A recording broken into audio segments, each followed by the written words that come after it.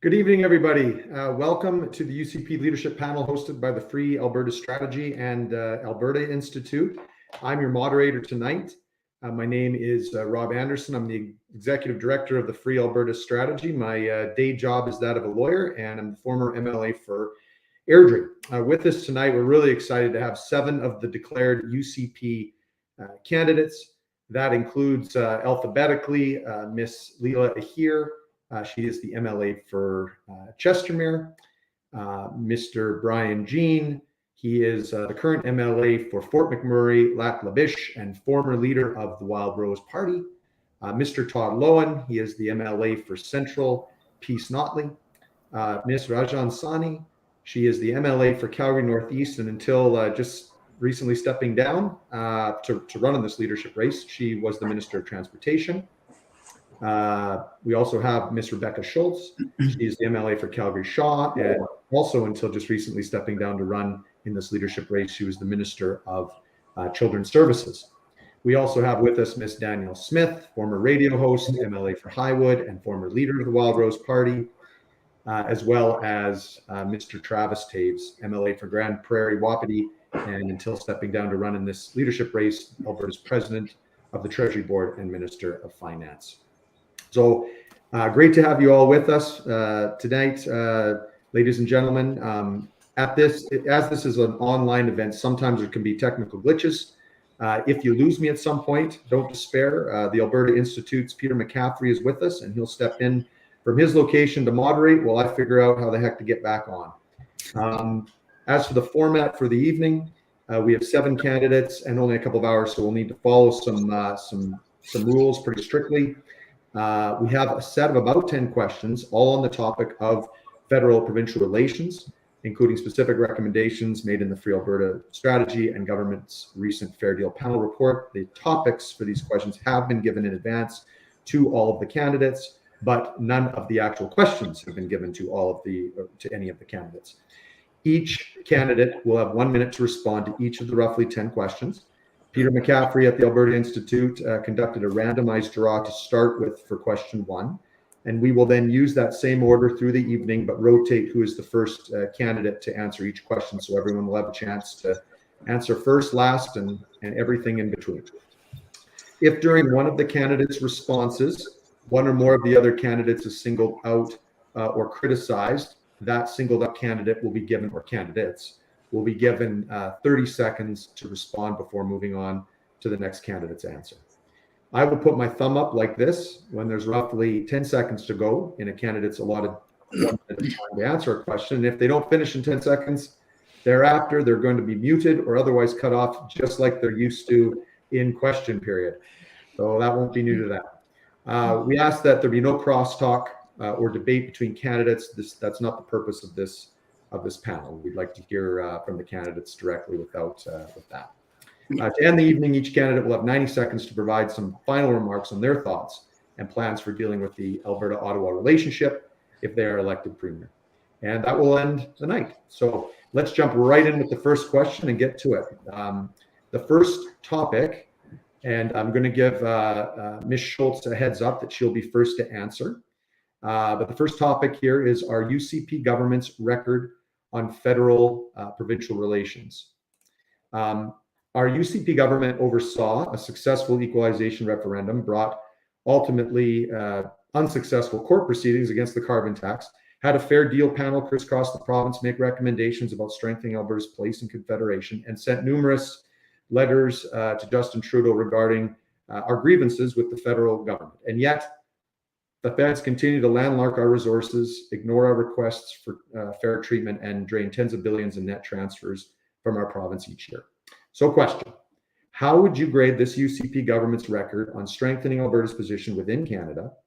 And what would be your number 1 priority with respect to this issue if you should become premier? Ms. Schultz. Yeah, that's a great question. I think that there is a lot more work to be done, but I think a lot of positive work is underway, especially when it comes to fighting Bill C-48, Bill C-69. Obviously, what happened there at the Alberta Court of Appeal was positive. That was good news for Alberta, and we're going to continue to fight that, obviously, all the way to the Supreme Court. We obviously have to continue to oppose the carbon tax. We have to continue to fight the feds when they target our oil and gas industry through emissions caps. I would say that we also do have a positive track record. You know, certainly I have one when it comes to fighting for a fair deal for Albertans, making sure that we brought $4 billion of tax dollars back in a way that worked for us, not a way that worked for Ottawa. So there's definitely more to do, but I think a lot of good work has been done so far. Thank you very much, Ms. Schultz. Handing it over to Ms. Sani. Right. When it comes to federal relations, we got some things right and we got some things wrong. We got a childcare deal that gives working parents more supports and flexibility in their childcare options. I brought in new federal money into Alberta, the first province in Canada, in fact, to assist with transit costs and operations. We promised and delivered on a provincial referendum on equalization. But there were also things that we got wrong. We left federal money on the table for affordable housing. We took too long to accept and redirect federal supports to healthcare workers during the pandemic. We made no progress on equalization after the referendum. We made very little progress on the Fair Deal panel issues that we'll talk about more today. The fact is, our government made a lot of noise on federal relations, but we didn't get a lot done. It's time to move forward. Thank you very much, Ms. Sani. Mr. Jean. For being here today.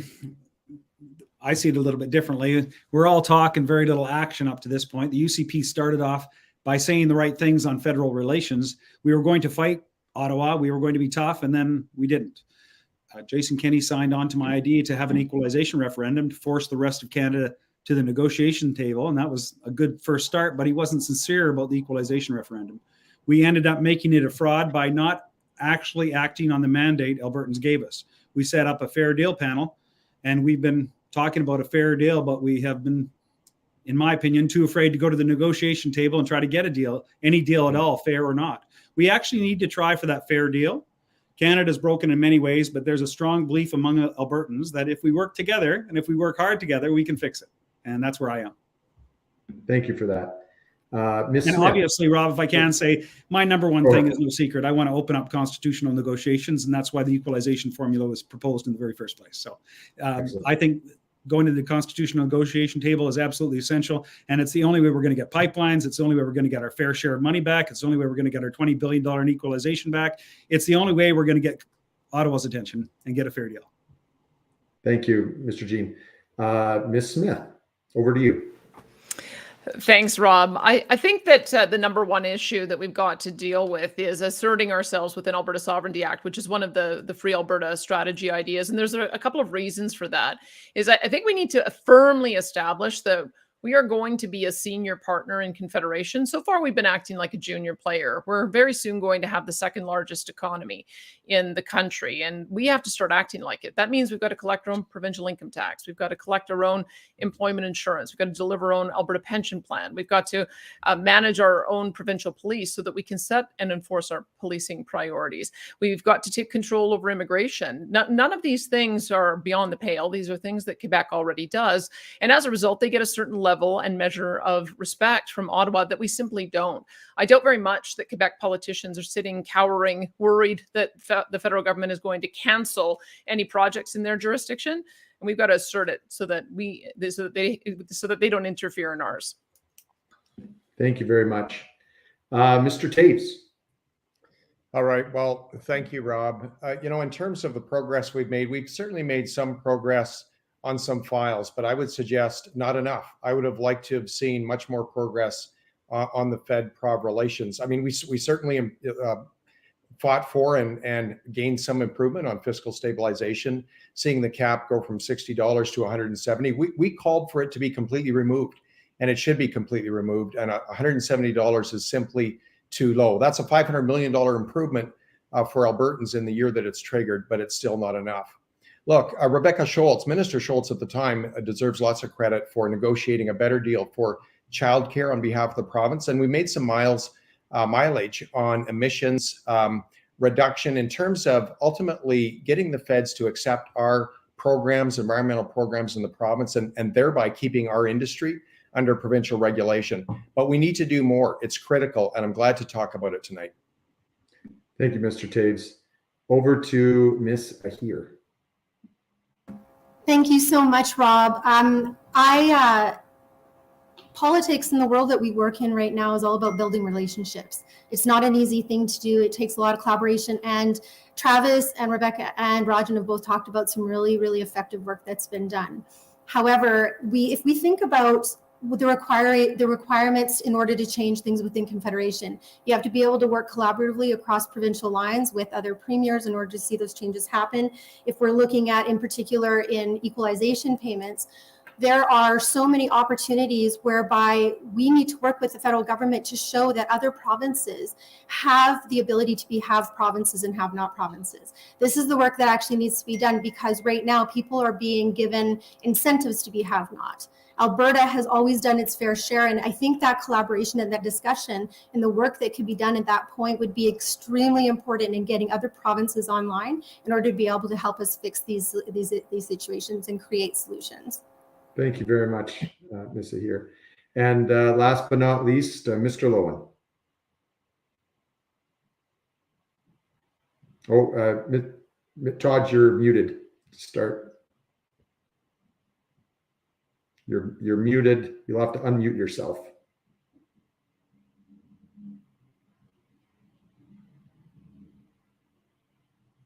There you go. This is tough.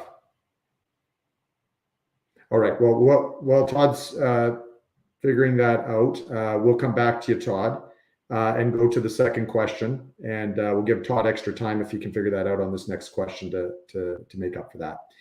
The next topic is the Alberta Sovereignty Act. And Ms. Sani, you'll be first on this question. The cornerstone of the Free Alberta Strategy is a piece of proposed provincial legislation called the Alberta Sovereignty Act, which would authorize the legislature to refuse enforcement of any federal law policy that violates our provincial rights or targets the interests of Albertans.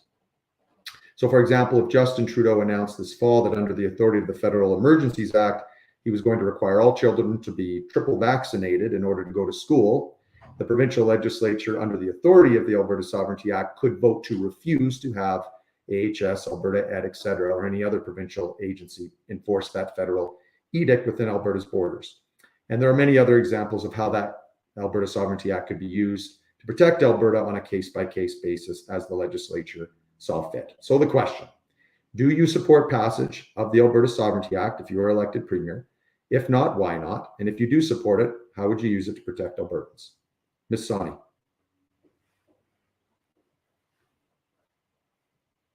Oh, 1 second.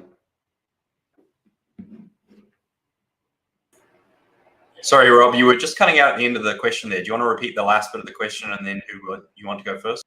I said I asked Ms. Sani to go first. I asked her if she would support passage of the Alberta Sovereignty Act if she's elected premier, and if not, why not? And if so, if you do support it, how would you use it to protect Albertans? Okay, thank you. Go ahead. So one of the authors of the Free Alberta Strategy has admitted that the Sovereignty Act is unconstitutional and that this is all about politics. And do you know what that sounds like to me? It sounds like virtue signaling, a distraction. I want to focus on the real issues I learned during my 2 decades in the energy industry. The real issue is that demand for our resources is going up while our ability to supply that demand is going down. The end of oil narrative has resulted in the vilification of our resource economy, and that has affected investment coming into our province. We've all seen that. The energy transition also is not going to take place overnight. We must be the leader supplying the world with safe, secure, and clean energy. But our energy industry is facing serious labor shortages. That's a big issue. We need more professionals and technical people in the resource sector. We need better trained workers, and we need more workers, period. These are the real issues. Thank you, Ms. Sani. Over to Ms. Schultz. Yeah, thank you. And I mean, this is the thing. It's a slippery slope. We can't just not follow laws that we don't like. And I mean, I can tell you that there are a lot of very effective things we can do. First, start by teaming up with other provinces who also want to defend their provincial jurisdiction and their rights within this nation. But as we look at something that would create chaos within the system, not only for investors, for jobs, and could risk us seeing people leaving this province, I think the major risk of some of that chaos around not following the rule of law, the biggest risk, quite frankly, is Rachel Notley being elected and seeing a Trudeau-Notley sequel in 2023. Part 2, the sequel's always worse than the first. I think that's a very real risk for us right now. I think we need to focus on the things that we can actually do, like fight Bill C-48, C-69, and team up with like-minded provinces to push for fairness and federation. Thanks, Ms. Schultz. Mr. Jean. Thanks, Robin. And actually, I would have to say that not in its present form would I pass it. It's got some good things in it, but some things in it are not acceptable. And this is where I actually disagree with some of the people in the room. I agree with most of the elements of the Free Alberta Strategy, at least in principle, but I disagree with the Alberta Sovereignty Act. One of the key founding principles of the UCP is the rule of law. The Sovereignty Act would violate that principle that everyone is bound by the law. And if you don't have the rule of the law, then you head towards tyranny. You can't have the Premier or the Prime Minister saying there are laws that you will ignore or that you should ignore. You can't pick your laws. You can't tell people to ignore laws. If the laws are bad, I believe you can be in the system and fix them. That's what I'm trying to do. If the Constitution is bad, let's change it. If you tell people to ignore laws, it's a slippery slope. And I think telling Albertans who are angry right now not to follow some laws is frankly irresponsible, negligent, and would lead to all sorts of very negative issues to our province. But are there some good things there? Absolutely. Can we find some common ground and push more autonomy for Albertans? Well, that's the key message of my campaign. So yes, absolutely. Some things are great and I would support them. Some things are not, and I wouldn't. Thanks. All right. Ms. Smith, your thoughts on the Alberta Sovereignty Act? Well, I think we have to understand what sovereignty is. It's the right of a jurisdiction to be able to make its own decisions in its own territory. And that was how our founders originally thought the country should work, is that projects and areas where we have exclusive jurisdiction, we should be allowed to act. Unfortunately, the federal government has violated our jurisdiction and gotten into our lane in virtually every single area. So yes, I firmly support the Alberta Sovereignty Act because I look at what happened in Quebec. When the Emergencies Act was declared, they convened the National Assembly and said, we're not going to enforce that. We should have too. When they said they were freezing bank accounts, we should have encouraged people to move over to credit unions and said, we won't do that. If they come through in the example you gave in the fall and say, you have to have triple vaccination or you have to have kids vaccinated, we should just say, no, we're not going to enforce that. Quebec has established that they are able to make these decisions independently and we should follow suit. We just want what Quebec does. Thank you very much for that, Danielle. On to Mr. Taves. All right. Well, thanks, Rob. Look, I deeply believe that Alberta needs to assert its own autonomy wherever it can, but I am not in favor of the Alberta Sovereignty Act. And for these reasons, look, we've made great gains in the economy of the province. We're expected to lead the nation in economic growth this year and next. Again, we've got the lowest unemployment since early 2015. We have Albertans who are finding jobs now that simply haven't had one probably in 7 years. We can't undermine the trajectory of this economy and the future of Albertans by creating chaos, by passing an Alberta Sovereignty Act. That would be my concern. Look, I hear from investors all the time when I was Minister of Finance. They look for predictability and certainty in an economy, in an economic environment. The Alberta Sovereignty Act would bring a level of uncertainty and I believe chaos that would drive investment out of this province and ultimately undermine the growth and the trajectory that we've put this province on. I'm not supportive. Thank you for your thoughts on that, Mr. Travis. We'll go to Ms. Ahir. Thank you so much, Rob. I appreciate the passion in this discussion. I certainly do, but people are tired of fighting. They want what I hear on the streets every single day with talking to people, talking to folks at different events is that they're looking for and desiring collaboration. They are concerned about fuel costs and getting their lives back and being able to have some sort of understanding that their government is not going to pick a fight about absolutely everything every single second of the day, and they're done. And let's look at the entirety of the valuable pieces. I mean, absolutely, it's about protection of our charter rights and minority rights and all of that. And there's a really great space for us to talk about that. But if I was to consider my first bill, this would certainly not be it. It would be about vulnerable Albertans and about bringing back what it is that who we are, and really, really heightening the experience of Albertans. If we really want to see markets increase here, if we want people to come to Alberta, people need to know that we're following the rule of law, that we're the kind of people that accept willingly people to come into our province and grow our province, and that we're part of something bigger. The people that come to this province for the first time when they're just getting off the airplane have chosen Alberta, and they've chosen Alberta as part of Canada. Let's make sure we're giving them that experience and that we're acknowledging the work that Alberta does and our part in Confederation. Thank you, Ms. Zahir. All right. We're going to try Mr. Lowen again. Todd, are you there? Yes, I'm here now, just dealing with rural internet here. Which one do you want me to go to? You want me to go back to the federal? Yeah, why don't you start with what would be your number one priority on federal provincial relations if you were to become premier? Okay, I think the number one thing is to act on all the things that we've been talking about for so many months and years. I think when I look at the Teddy Roosevelt had a good quote, speak softly and carry a big stick. And it seems like we've been speaking loudly and carrying no stick at all. So we have to focus on what we can do first, which is things like the pension plan, employment insurance, and collecting our taxes. So I think there's a lot of things that we can actually start with and actually do. And that's what we need to be doing. Again, we've been talking about a lot of these things for decades. We look back to 2001 when we had the firewall letter, and we look at that letter, and it's a letter that could have been written yet last week.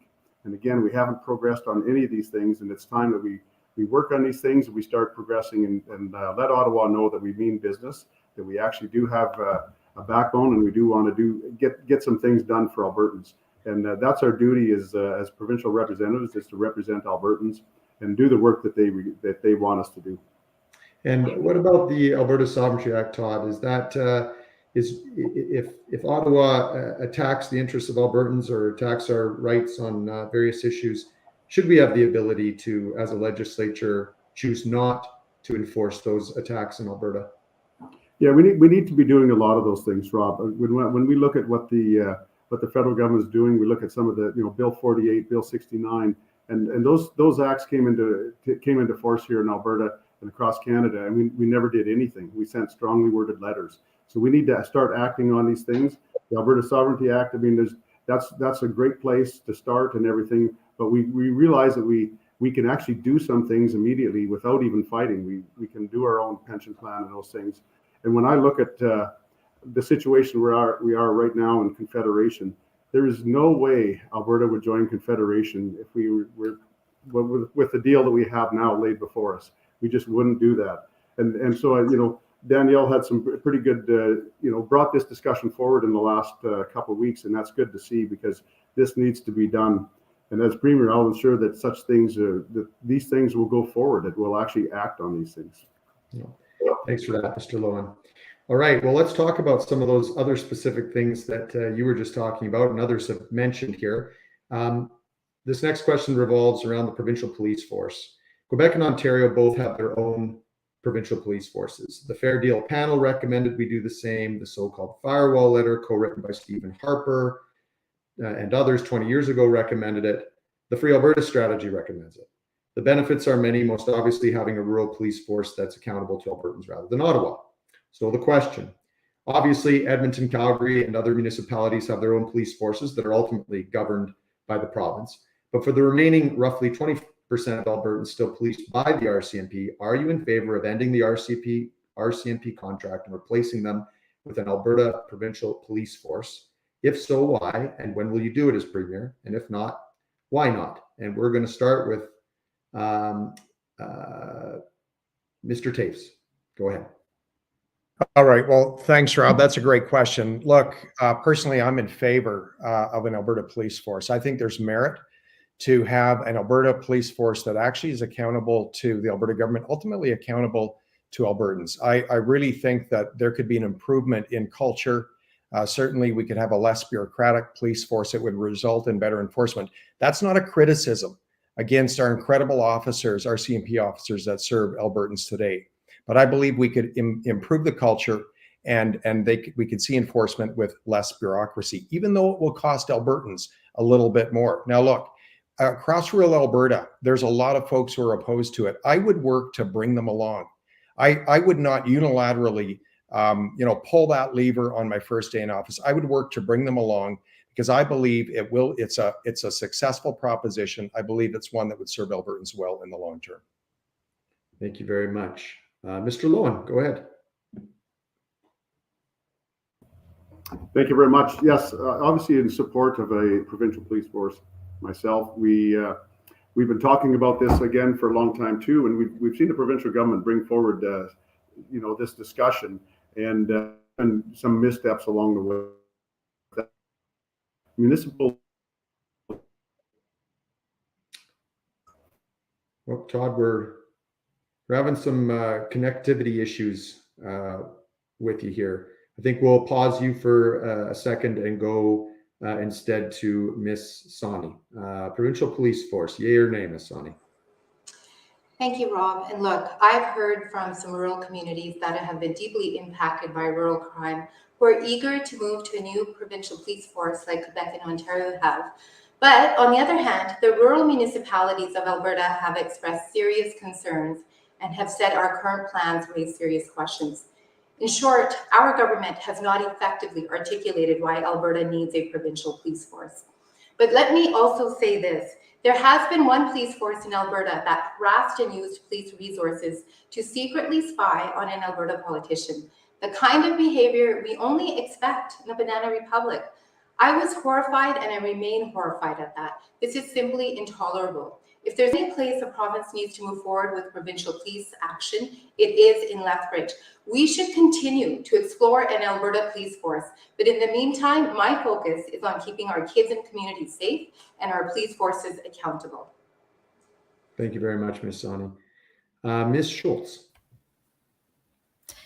Yeah, I mean, this is something that I think we need to take to Albertans. Up until now, it hasn't really been a top of mind issue. And we've gotten mixed reviews, quite frankly, from municipalities and people across the province. I think what we saw this week with Nova Scotia and the RCMP, I mean, all of you have read those stories. I think it shows some of the gaps we have, some of the concerns we have with the RCMP. We do know that issues like safety in major centers like Edmonton, what we're seeing right now, rural crime, these are major issues. $180 million in the meantime could put a heck of a lot of boots on the ground to address these issues. But I think we have to have a real talk with Albertans about it. Like many things, I think they don't like how the consultation has happened. We haven't brought them along. We haven't communicated the benefits. And I think we have to have that discussion. Thank you very much. Ms. Smith. High River and experience the High River gun grab that happened during the floods. I was able to witness firsthand that when those things occur, the local men and women are pulled out of the community. So there really isn't any accountability afterwards. They removed the staff sergeant, so there wasn't accountability there. They removed the head of K division, so there wasn't accountability there. And then when it came time to replace the staff sergeant, we had no influence or impact in our police committee. We weren't allowed to make any decisions about our policing priorities. So I think those are the reasons why rural communities feel underserviced. The other reason why we do need an Alberta provincial police is we need to focus on the priorities of Albertans. Rural property crime, of course, has been mentioned, but we also know gang violence, organized crime, human trafficking, violent crime. Those should be our policing priorities.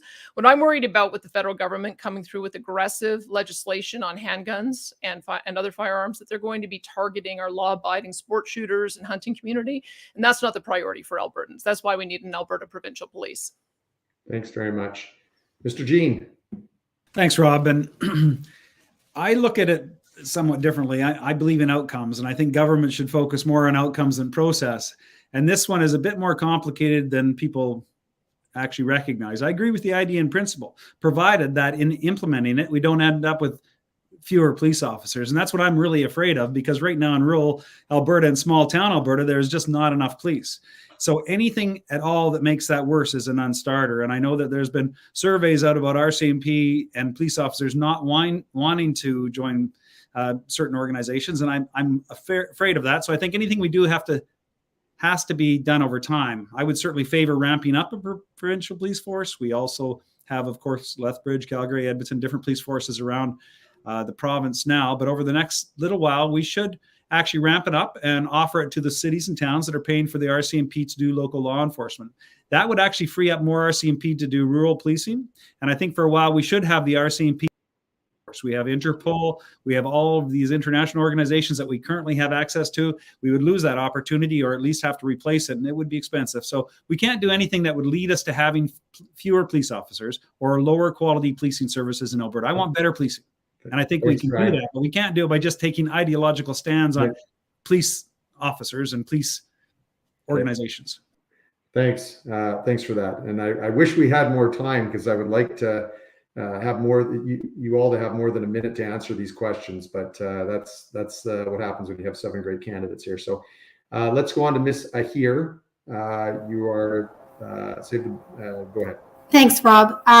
We haven't done the work for the consultation, not even close enough. When we talk to rural communities, and there's been some talk about that it hasn't been a big deal. Well, you need to come out to my riding then and come and see what is happening out here. I could tell you about 1,000 different stories where there's issues. Whether or not it's an issue of RCMP or just policing in general, that's where we have to get to the bottom of. Our police officers are both law enforcers and social workers, and we're not providing enough adequate training for those sorts of things. But also, where are the resources going to come from, Rob? Everybody keeps saying that it might only cost 180 million. I am not satisfied with that number or that commitment. And on top of that, Trudeau has also signaled that he's not interested in being in policing anymore, in provincial policing. So there's a lot more work. We haven't included First Nations and minority groups come to Alberta because they want this lifestyle. They want to feel safe here. So safety first, understanding how we resource it, and making sure that we're clear on the parameters of what we expect from our policing. Thank you. Thanks, Ms. Ahir. All right, on to question 4, which deals with federal COVID policy. And here's the preamble on that. And just so we know, I'll prep up. Ms. Ahir, you're going to be going first on this one. Many Albertans remain alarmed with the Trudeau government's use of the Emergencies Act and other federal legislation to restrict the charter rights of Canadians to travel freely, to work, to peacefully protest, and to express themselves, and of course, to make their own health decisions with regards to vaccines. The feds just announced that to be considered fully vaccinated, you now require a 3rd vaccination, and that they are keeping open the option of bringing back travel and other restrictions against those that are not triple vaxxed during the next inevitable fall wave of COVID. Question: if this fall, the Trudeau government decides that those who have not been triple vaxxed are not able to travel, to work, or restrict some other charter right on that basis, how will you deal with that as Premier? Ms. Ahir. Thanks, Rob. Actually, I'm going to come about this from a very personal perspective, because I think that the divisive nature of everything that has gone on has divided our communities, our province, our country, and globally. I believe that if you think about the unfortunate life loss, the deaths, the lack of resources, the lack of communication, where we failed as a government was in our communication of what was going on. Where we failed is that, and on the Notley government side as well too, is that people became collateral damage, and we're fighting the ground war of COVID in the communities. If we're going to be talking about this, a lot of ifs are there, but what's actually most important is about building up our communities and taking care of each other, making sure our healthcare system can actually handle this. The question should be around healthcare. The question should be around how are we going to manage that healthcare and make sure that our populations are safe, making sure that we have the resources to be able to manage that, making sure that what has happened to every single one of us in this, that the fight isn't about COVID, that we put our communities and we build back together, because that's the only way that Canada and Alberta can be successful. All right, thank you for that. Mr. Tace. All right, thanks, Rob. Well, certainly based on what we see with the data right now and the trajectory of COVID in the country, I would fight it for sure. I mean, here's the reality. The federal government left travel bans, left restrictions in place far too long, way beyond any kind of rational data would support. It was completely unacceptable. You know, and we can take a look at the bar they use to invoke the Emergencies Act. Completely unacceptable. I would press forward with a reference challenge on that invocation of the Emergencies Act. I believe it has set a dangerous precedent, a precedent that has to be overturned. We need to stand up for Albertans and to the federal government when they make irrational decisions based on political virtue signaling and not based on data and sound science. Okay, thank you for that. Ms. Smith. This is one of the reasons why we need the Alberta Sovereignty Act. I don't know if you saw that Theron Fleury just recently traveled unvaccinated. He came back and they wanted to quarantine him, and he showed the first page of his passport, which says that he has a right to enter the country unobstructed. I'm not quite sure why we would want to enforce laws that violate our Charter of Rights and Freedoms. Brian Peckford is already putting forward a challenge saying that Section 6 mobility rights have to be respected. And so these are the reasons why we would have the Alberta Sovereignty Act, is because when the federal government acts in an unconstitutional way, we have to be able to step in and say, I'm sorry, we're not going to do your bidding on that. The other thing I'd say is we have to correct the misinformation that this was ever a crisis of the unvaccinated. I think that both the federal and provincial governments did a great disservice to the public in making people believe that that one group was responsible and the other wasn't, when it's quite clear that everyone can transmit COVID and contract COVID regardless of whether or not they're vaccinated. That misinformation has to be corrected if we're going to be able to push back against these kinds of mandates. Thanks, Ms. Smith. Mr. Jean. Well, thanks, Rob. Well, the great news about this is that most of the rights that you referred to are actually provincial rights, and those are governed by provincial jurisdiction within the province of Alberta. So I wouldn't enforce them, first of all, within the province of Alberta. But yes, Ms. Smith mentioned the PEI Premier Peckford, and because of the great work of him and the Alberta lawyer Keith Wilson, we now know that much of what the federal government did during COVID was political and not scientific. We know that because under oath, the federal government official senior scientists have said that they did not recommend certain things because the science said they wouldn't work. This was the chief failure of COVID policy in Ottawa and, in my opinion, in Alberta. No transparency, too many secrets kept, including cabinet confidence and secrets. Politics was played with people's lives, and people were killed by COVID, but people were also killed by the lockdowns. More transparency and a public inquiry policy with consequences that breaks through cabinet secrecy, like I've just announced a few days ago, would make a huge difference and would hold politicians to account, which it's people's lives we're dealing with, folks, and we need to hold people to account for what they do or don't do. Thank you, Mr. Jean. Mr. Lowen. Yes, thank you very much. Obviously, what we've seen was with the Emergency Act invokement, that people's rights were taken away, and that was just injustice at work right there from our federal government. And we need to have, of course, an inquiry into that and see why that happened. We talk about we have our own bank here where we had bank accounts frozen, and we could have had a little more control on that and push back on Ottawa there. Now, I wrote a letter to the government asking for what steps they're taking to protect Albertans' money and property from these draconian measures, but I didn't receive a response.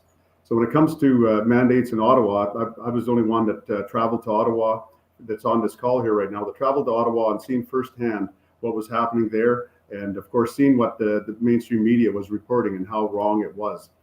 So I think there's a opportunity here that when we look what Ottawa did during these mandates, in fact we still see them today. We talk about the travel mandates, where right now Albertans and Canadians can travel elsewhere to holiday, but we don't have that same opportunity for unvaccinated people from around the world to come here, and that's not right. That's hurting our tourism industry. Thank you, Mr. Lowen. Ms. Sawney. Thank you, Rob. Well, I would definitely push back. I'm a strong proponent of data and evidence and transparency. And that is one of the reasons that one of the things that I had announced during my launch was that a government led by me will launch a full, open, and transparent independent public inquiry into Alberta's COVID response, because that transparency and that authenticity is important. So when it comes to the federal responses, I would push back and I would demand to see the data and the evidence and more information that would substantiate their point of view. Thank you. And Ms. Schultz. I mean, look, when we look at things like the trucker ban, it was embarrassing. It was unnecessary. I was just talking to a woman the other day when we're talking about the travel ban that we could sit together and watch the Oilers play the Flames, but she could not travel with her daughter's volleyball team to Vancouver and sit on a plane. I mean, it doesn't make sense. And for me, this comes down to common sense decisions. I think that's what Albertans want to see in their government, one that is obviously conservative. I think, that's clear, but also uses common sense when making decisions. And so obviously that's something that we would push back on. But I think, when we look at what just happened here, it was companies like WestJet that stood up and said, this is unacceptable. It doesn't make any sense.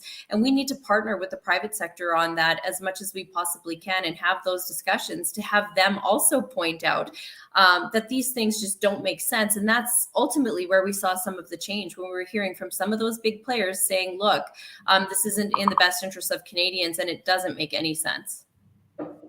Thank you, Ms. Schultz. All right, let's move on to question 5. And this is on regarding provincial tax collection. Quebec collects their own provincial income taxes and is currently pushing very hard to collect all federal income taxes as well. Now, obviously, we've all heard the adage of whoever has the gold makes the rules. And many, including the authors of the Firewall letter from the early 2000s and the Free Alberta Strategy, have recommended Alberta follow Quebec's lead on the issue to increase our leverage with Ottawa and strengthen our independence. So the question, are you in favor of establishing a provincial revenue agency to collect our provincial taxes and potentially to collect our federal taxes as well? And if so, why do you do so? And if not, why not?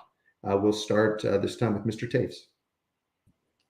All right, Rob, look, firstly, we do collect our corporate taxes in this province. I think most people realize that. It's not federal, but it's provincial. And with respect to personal taxes, I would be very much in favor of collecting both the federal and provincial portion. Clearly, that would give Alberta additional leverage. And as I visited with my Quebec counterpart, the Quebec finance minister, his advice to me was, by all means, don't just collect your own provincial tax. Quebec spends between $200 and $400 million a year collecting their own provincial tax and really getting little benefit for it. I wouldn't just make the move to collect our own provincial tax. It would cost Albertans more. It would create a larger government bureaucracy, cost taxpayers an additional $200 to $300 million for little benefit, in fact, no benefit. But I would work forward with Quebec on, and other provinces for that matter, on collecting all of the taxes, federal and provincial, in this province. I would be favorable of that. Thank you, sir. On to Ms. Here. Thanks, Rob. It's a really difficult question to answer. There's a lot of work that needs to be put into it. And as Travis was saying, Quebec, it costs them between $200 and $400 million a year. And I mean, if you think about the economic growth in Quebec, if they're doing better, are they actually doing better as a result of this? They're not. They have worse economic growth. They have worse population growth, more discrimination, more corruption. There's a lot of things that are happening in Quebec that, despite the collection of all of this, hasn't made their livelihoods any better in that province. So the other thing is too, Rob, is there's a really huge trust question here. And it's you have to ensure that this money that we would have the privilege in collecting would never, that no government, that it's protected from me, that money is protected, and that there is in the Alberta Charter of Rights something that would need to be created, is that those dollars are protected from government. So that trust piece would have to be in there. And the only way you can realistically do that is if you create an Alberta Charter of Rights to protect those dollars on behalf of Albertans. Thank you. Mr. Lowen. As the saying goes, he who pays the piper calls the tune. And when we have control over who we pay and how much, we call the tune. Tax collection is probably the single most impactful thing that we can do. And after we start collecting our own provincial taxes, then we need to work straight away on trying to collect the federal taxes too. Obviously, it's incredibly important, and some of those battles will be hard, but the provincial tax portion will be the easier one, because we've seen Quebec do it already, and that's already happening. But again, the federal tax collection is incredibly important. Would love to see that happen. That'll be a bigger battle with Ottawa. But again, what we can have control of those funds and have control over taking those funds into the province and then deciding how they're going to be dispersed. That'll be give us an incredible amount of power, something that we haven't had. We've always been in a position of weakness in Confederation, and we need to change that. We need to get to a position of strength and be able to take these steps to show Albertans and show Canadians that we're serious and that we want to take action and actually do things and not just talk about them. Thank you, sir. Thanks. Miss Soni. Thank you. Well, there's a lot of work that needs to be done on this topic, particularly as it relates to predictability and certainty in the investment climate. My 2 decades in the oil and gas industry has taught me that our competitive advantage here in Alberta is that we are a low tax, low cost jurisdiction for investors. And we need to continue to signal that to the global investment community. We need to signal that Alberta is a place where investors can create value, create jobs, and bring in talented labor. Another important consideration for investors is an understanding that the jurisdiction they're going to invest in is going to be stable. Investors need to safely predict what the future will look like for their investment decisions with respect to our fiscal environment. Investors need certainty that the rules are not going to change overnight. And that is why I will continue to control spending and keep Alberta's taxes low for families and small businesses. Thank you. Ms. Schultz. This is something that government has been looking at for, I think, 25 years, since 1993, or, what they found is it's expensive, obviously. And so not with a lot of benefit for Albertans. It's more red tape, more bureaucrats, growing the size and the cost of the public service. As a Conservative, is certainly not something that I ran on when I first ran to be an MLA. What's top of mind for families right now is absolutely affordability, the cost of living. And I think that growing both the cost and the size of delivering government in an area that has little benefit for Albertans, I don't think is something that's a great idea right now. Okay. And Mr. Jean. Thanks, Rob. First of all, we have the gold. We can make the rules. It's now called oil and gas, but we have a situation where I have no I don't have any real objection to it. It makes a lot of sense to set up our own tax department, to duplicate the CRA, but I don't see a ton of benefit, and I see a ton of waste of money. Quebec's separatist government did this to prepare for separation. And that is the reason why they spent the money and created hassles for their people. I don't think most Albertans want to fill out 2 tax forms, one for the federal government, one for the provincial government. Some people think Quebec collects federal tax and then sends it to Ottawa. This is simply not true. It does not collect federal tax. Quebecers must fill out 2 tax forms every year, as I mentioned, because of their system. And I'm really not sure that Albertans would like the inconvenience. Other than as a practice for separation, I actually don't see the purpose right now. I will say that I think that the opportunities are clear, that we have to not waste money. And as a common sense government person that spent 10 years in Ottawa, I can tell you Ottawa is not giving it up unless we open the Constitution. That's the only way the federal government will give it up. That's why we need to open the Constitution. Thank you. Ms. Smith. Do we collect our own provincial taxes? Well, I think this is the most important thing for us to do for a couple of reasons. We need to align our tax policy so that each jurisdiction is collecting the taxes in the areas it's responsible for. What happens right now is Ottawa overtaxes us, and then they trickle some money back with a ton of conditions and strings attached, like the childcare deal, for instance, which limits the number of private daycare spaces we're now allowed to create. So we've created a huge backlog in demand for private daycares that want to expand. These are the kind of compromises we make when we don't control the gold. If we were to collect our own personal income taxes, we could transfer tax points so that we are aligned in collecting the dollars for our areas of jurisdiction.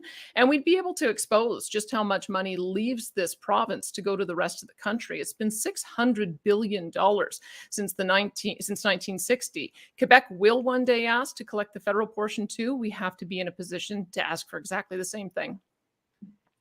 Thank you. All right, on to question 6. And I think this has been just great. Thanks for no cross talking or anything like that. We're halfway through and we're ahead of schedule. So I really do appreciate everyone sticking to the rules.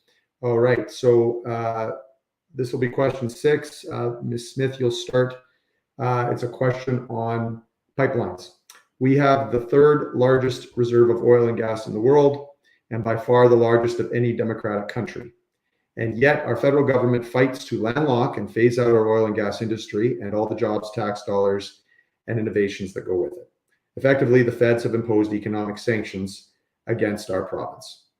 So the question is this: other than writing terse letters to Justin Trudeau expressing how disappointed we are, and aside from losing another legal challenge against our federally appointed Supreme Court, what are you going to actually do to free Alberta from these economic sanctions so we can get our energy products to Asia, Europe, the US, and elsewhere? And I mean tangible things. What are things we're actually going to do to make this happen other than angry letters? Ms. Smith.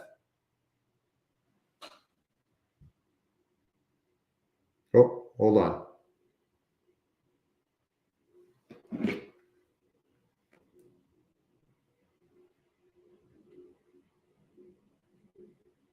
Peter, are you there?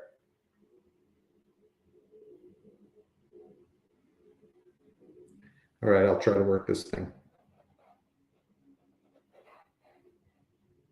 Sorry, everybody.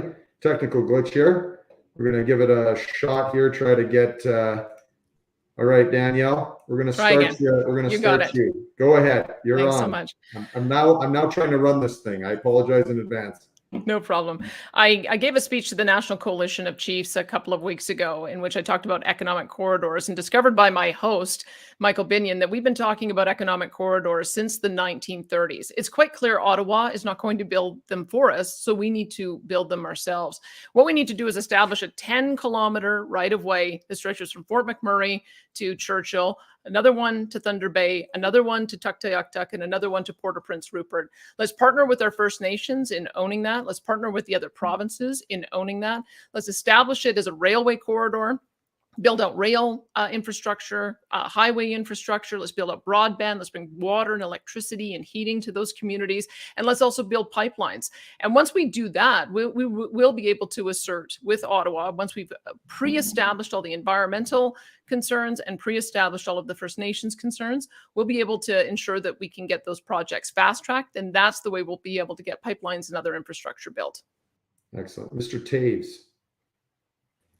Good, thanks, Rob. Well, firstly, I think most know that we've actually won our reference challenge on Bill C-69, which has been dubbed the No More Pipelines Act, and that's the Federal Environmental Assessment Act that's really held up a lot of pipeline development. We need to take that to the Supreme Court because that's going to be critical. I think, based on the advice I've seen, that we have a pretty good chance of winning. So that's job number one. And we need to pursue resource corridors. Again, I would say east and west, certainly north and south, and even consider the Port of Churchill, because I believe there's great promise going north into that port. I've done some investigation on that, and it appears that that port could well be a year-round port for the Prairie provinces and for the nation. But look, we've made real progress in the last 2 years on pipelines. Enbridge Line 3 replacement is completed. The TMX line is going forward. Coastal GasLink will be completed. We've seen a lot of optimization, increasing by about 300,000 barrels a day what we can deliver. We've made progress. We need to continue to lean into it. Thank you, Mr. Taves. Ms. Ahir. Thanks, Rob. One of the things that, and I agree with the concept of Churchill, there's a lot of work to be done there, though, as you know, it is not exactly the perfect location to be building transport just because of the nature of the land that is out there. There's a lot of work to be done there just in terms of how that would be built. I'm sure you're quite aware of that. But the other thing is that there's a larger issue with the federal government stopping anyone, especially Canada, the best resource stewards in the world, from being able to get our products to countries in need. Right now, with everything that's happening in Ukraine, there's been a huge light shone on resource stewardship and the kind of people and organizations and countries that you want working on these files, particularly if we look at other countries like India and others, where they do not have access to cheap energy. As a global and responsible producer, any country like ours has a global responsibility to get our products to these other countries. We have countries like India with absolutely abject poverty people who can't flip on a switch, flush a toilet, or do any of those things. It's actually our global responsibility to get our products to these folks. Not only is it for Canadian prosperity and Alberta prosperity, but it's for helping these other countries build those burgeoning middle classes. We have that responsibility. Any government, provincial or federal, that is not helping out with that responsibility is actually impeding the world from actually being successful. And we want to be able to help. We want to get our products. We want to send our incredible people over there to help as well. So that is imperative for me to make sure that those discussions happen and that there's a responsibility there. Thank you, Ms. Sahir. Mr. Lowen. Thanks very much, Rob. Appreciate it. Now, obviously, Alberta, we have the most ethically produced oil at the highest environmental standards. Our oil needs to get to the world so that we can, if we're concerned about environmental concerns, then getting our oil across the world would be the best. For some reason, Eastern Canada doesn't seem to want our oil. They seem to want to import it from other jurisdictions that are far less environmentally or human rights record. Some of these countries is horrible. So as a premier, I would revise the legislation when it comes to things like the turn off the taps legislation. We've seen a recent renewal of the turn off the taps legislation. Isn't as strong as the previous legislation, which is unfortunate. But we need to be able to take control of our resources and show that our pipelines are needed to get their resources around the world. We look at things like Trans Mountain and Northern Gateway. Northern Gateway, we should be building that. That one should be built already. Energy East should be taking our energy to Eastern Canada. And I think we've seen around the world how important it would be to have our energy around the world for international security. And we look at the federal government canceled the Tech Mine just recently, and that's truly unfortunate. We had an opportunity to get more resources and create hundreds of billions of dollars for Alberta. Thanks, Mr. Lowen. Ms. Soni.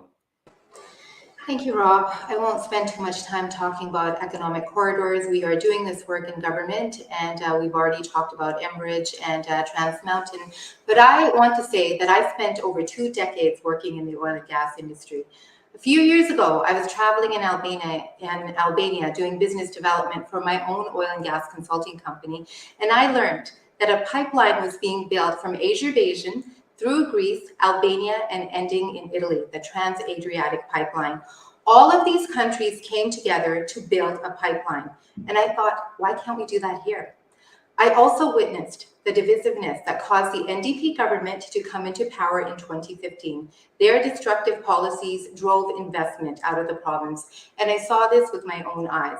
Those are 2 of the reasons I got involved in politics. Alberta needs a leader who understands pipelines. Alberta needs a leader who has done energy deals in Alberta, in Canada, and around the globe. Some politicians talk a good game about energy. I've lived it, breathed it, and worked in it my entire career before politics. Thank you. Ms. Schultz. Yeah, and I agree with what our colleagues have said about Bill C-69 and pushing that obviously forward through the Supreme Court. Obviously, lots of talk about energy corridors. That is important. And I think ultimately we can't rely on Ottawa to continue to advocate for us. And that's why it's important for us to go right around them. The discussions that are happening right now with state legislators in the US. I think we also got to talk about not just pipelines for oil and gas, but these pipelines are important for diversification of our economy. We know that LNG pipelines are needed, hydrogen, CO2. We need to keep advocating for Keystone, Energy East, other projects that will get the globe off Russian and Saudi Arabian oil. We need these pipelines, not only now for our energy industry, which already is a leader, but for those areas like CO2 and LNG to help us become a world leader in energy growth. That also means good paying jobs for hardworking women and men, and means we can work around that Trudeau-Notley alliance that we saw. Again, we cannot ever let Rachel Notley lead this province. We know that was devastating. And I think really when I talk about the unity of our party and why this leadership race matters, that is our first priority. Thank you very much. And Mr. Jean, you'll be our first speaker on question 7, but you're our last speaker on this, pipelines. Go ahead. Excellent. Thanks very much, Robin. First of all, I spent 10 years in Ottawa, 3 years as an MLA here.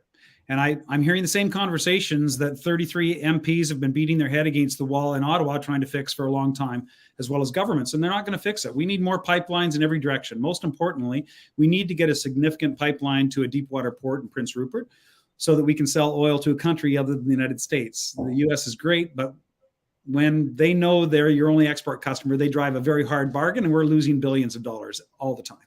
A pipeline to deep water would get us world prices. The best way to get pipelines in every direction is to get constitutional change that says that no province or the federal government can prevent another province from selling its goods or services to the rest of the world. Now, that was the original business deal in 1867. We just need to firm that up in the Constitution, which is why we need to open the Constitution. Supreme Court of Canada, great, but it's not going to work. I've heard these arguments for years. The only way to fix this, my friends, is to make sure that we take that 62% amazing mandate from the people of Alberta and write the Premier and the Prime Ministers, all the Premiers and the Prime Minister, letting them know we're opening up the Constitution. That's what we need to do. And Mr. Jean, I would, in the last 90 seconds, and I might be asking this of other candidates too, I'd like to hear more about that particular plan, because it's you've mentioned it a few times, and I find it interesting. So, and very interesting. So I'd like to see your solution on that. You have the floor for question 7 off the bat as well. This is regarding firearms. Firearms are legally considered personal property. Personal property falls under the exclusive constitutional jurisdiction of the provinces under Section 92 of the Constitution. And yet, we see the federal government violating the Constitution repeatedly to confiscate the personal property of law-abiding firearms owners.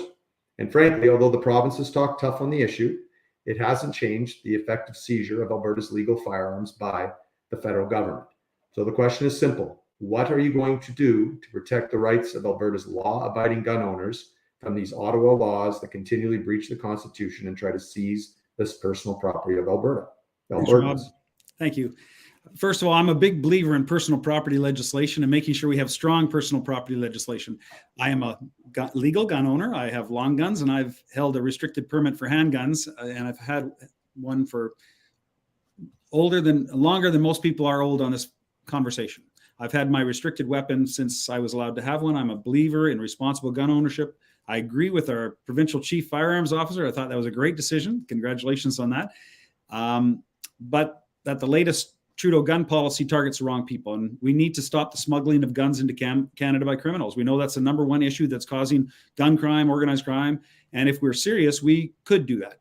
Trudeau wants to give cities the rights to be no guns zones. Well, not sure I agree, but I do agree that if he wants to go there, I want Alberta to have the right to be a no Trudeau gun law zone, and I'll make sure that happens. This is another area where Alberta will have to fight Trudeau to have more autonomy. And as you know, my theme is Albertans having more autonomy. Thank you, Mr. Jean. Ms. Smith, how do you protect against Ottawa gun laws? Well, I think this is the reason why I've said that the starting point has to be the Alberta Sovereignty Act and an Alberta Provincial Police. I mean, if you combine these two together, it says that we will not enforce laws that violate Alberta provincial rights and jurisdiction of the rights of law-abiding Alberta citizens. And when we talk about fighting Ottawa, we have to have practical measures to do that.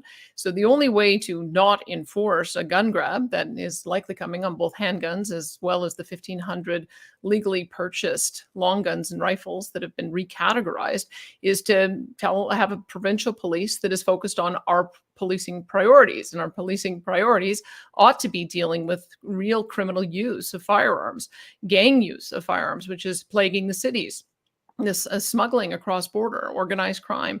If we don't have the power to direct the RCMP quite clearly from historical precedent, the only way we have the power to say we will not enforce that is to have a provincial police that answers to us, that responds to our policing priority, and an Alberta Sovereignty Act where we've given notice that we will not enforce laws that violate our jurisdiction.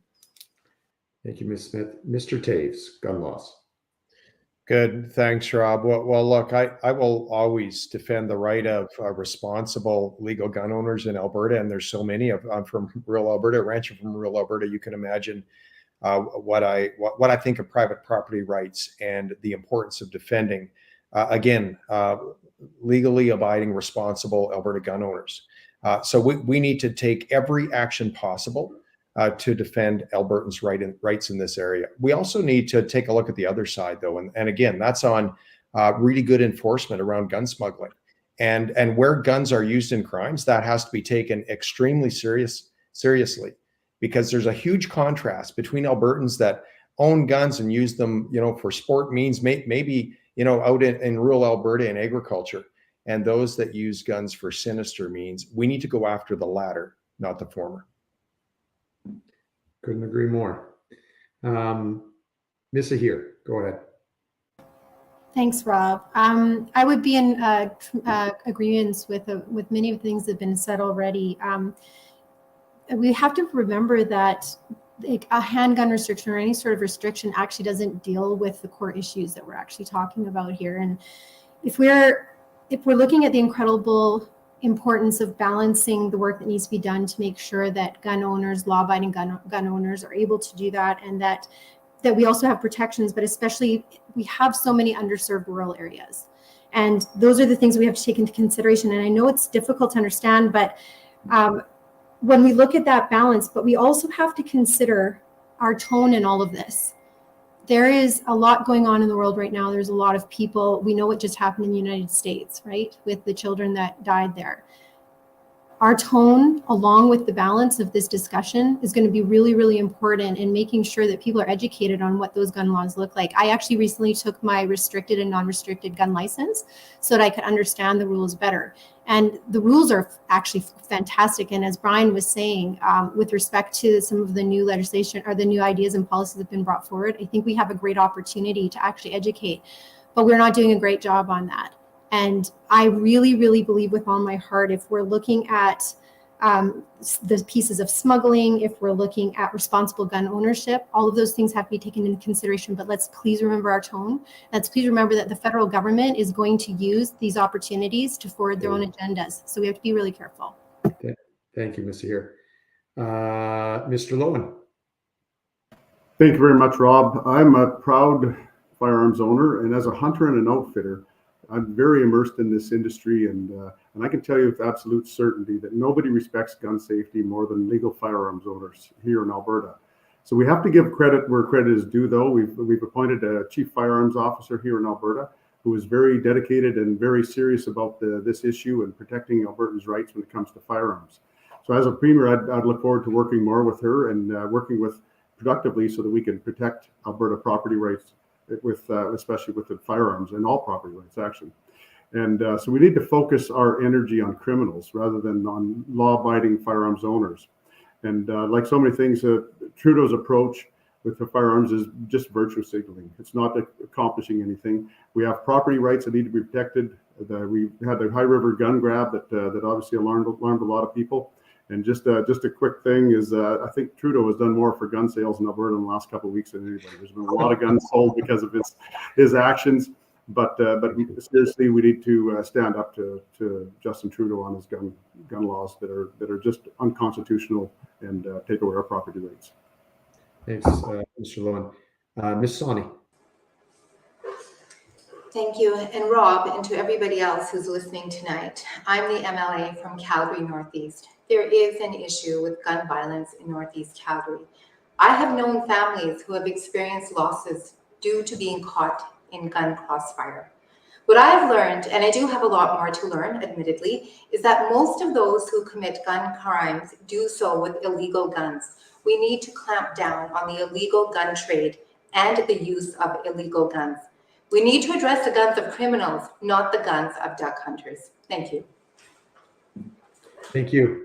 And Ms. Schultz, and you'll be our first speaker on the next question. Go ahead, Ms. Schultz. Yeah, the federal government's assault weapon ban is purely political theater. It's not supported by evidence that a ban would be necessary or effective in this area. And I think a lot of what we see here is the federal government importing divisive US-style wedge issues in our country. Canada isn't the US, Alberta is not Toronto. What works and is what necessary in one region and city might not work in another. There has to be room for regional considerations. That's why we'd look at all possible avenues to support law-abiding gun owners.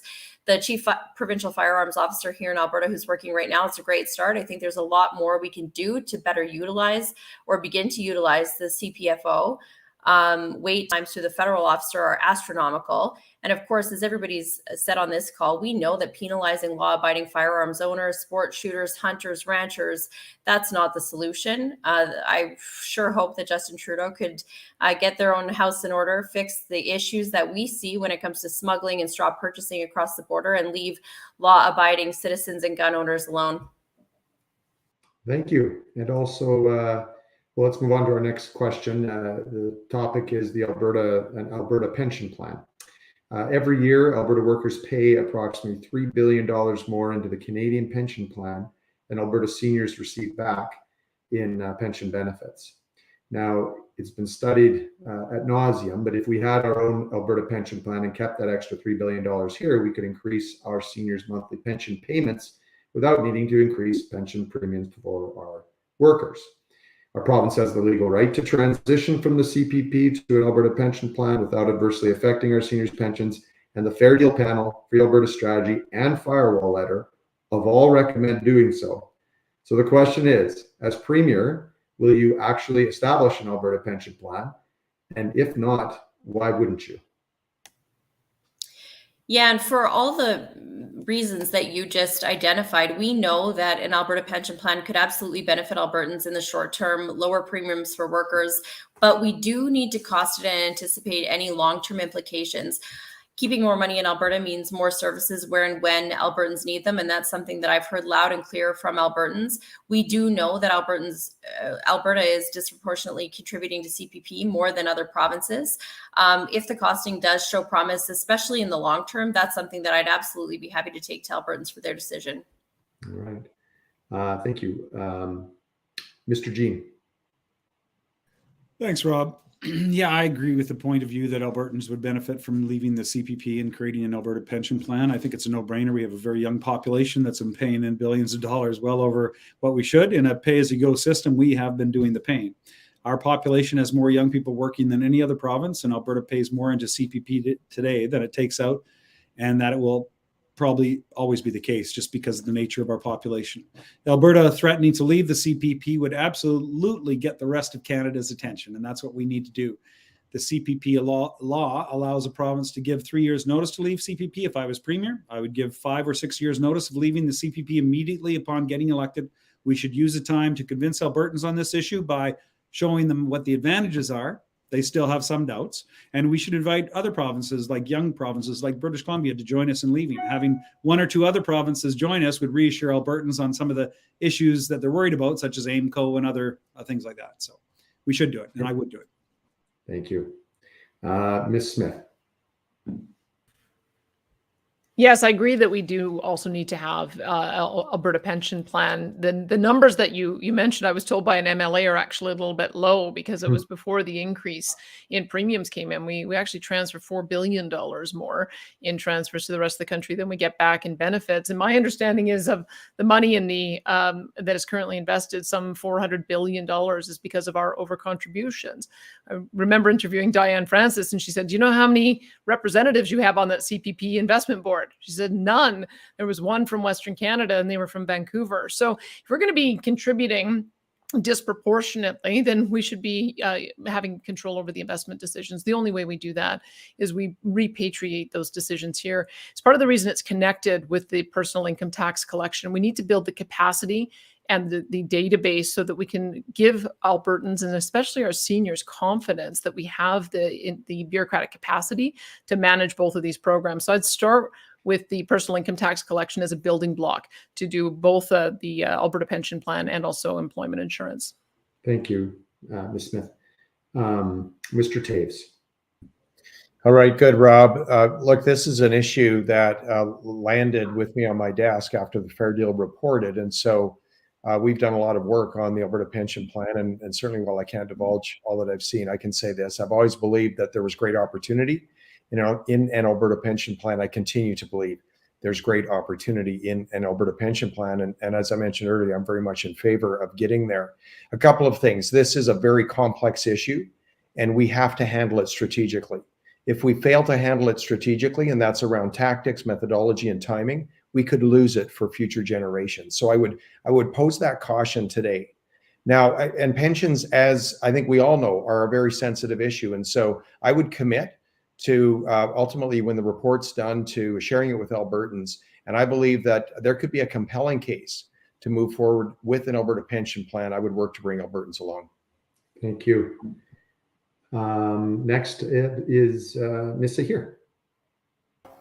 Thanks, Rob. I think it's a really interesting discussion, but I go back to similarly about collecting our own taxes. I think there needs to be an Alberta Charter of Rights that explicitly points out that any collection of taxes or pensions, that we prove that as government that we can be hands off, because we don't know who's going to be in government even after we create this sort of policy and this tax collection.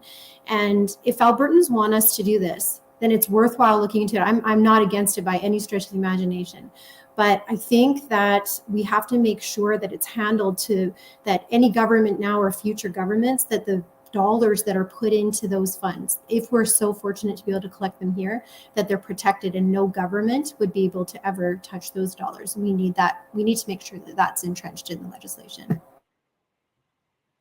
Thanks, Ms. Sahir. Mr. Lowen. Yes, thank you very much, Rob. Yes, obviously, with paying billions of dollars more a year than what we get, obviously this is something that's needs to be done and needs to be done as soon as possible. It's one of the most financially beneficial things that we can do for Albertans when it comes to dealing with Ottawa, and it can be done without a lot of fighting. Quebec has it already. They've set the precedents for us. We can move ahead with that. And again, we've been consulting Albertans on this. We talked about it in the last campaign, and I think now it's time to act. We have the youngest working population in Canada, and that leaves us in a situation where we pay far more into it than what we receive. And so we need to show Albertans that we're willing to transition to this and get this pension plan, this provincial pension plan going. We've been talking about it for a long time. Now is the time to act. And again, we can't continue to talk about these things and say that we're using them for leverage or something, when we seem to never act on anything. There's no such thing as leverage when you have no plan on acting on it. So we need to act and get it done. Couldn't agree more on that last point, Todd. And glad we're talking about it as a group of leadership candidates here. That's very promising. Last on this question is Ms. Sani, and then Ms. Sani, you will be our first speaker on question 9. Go ahead.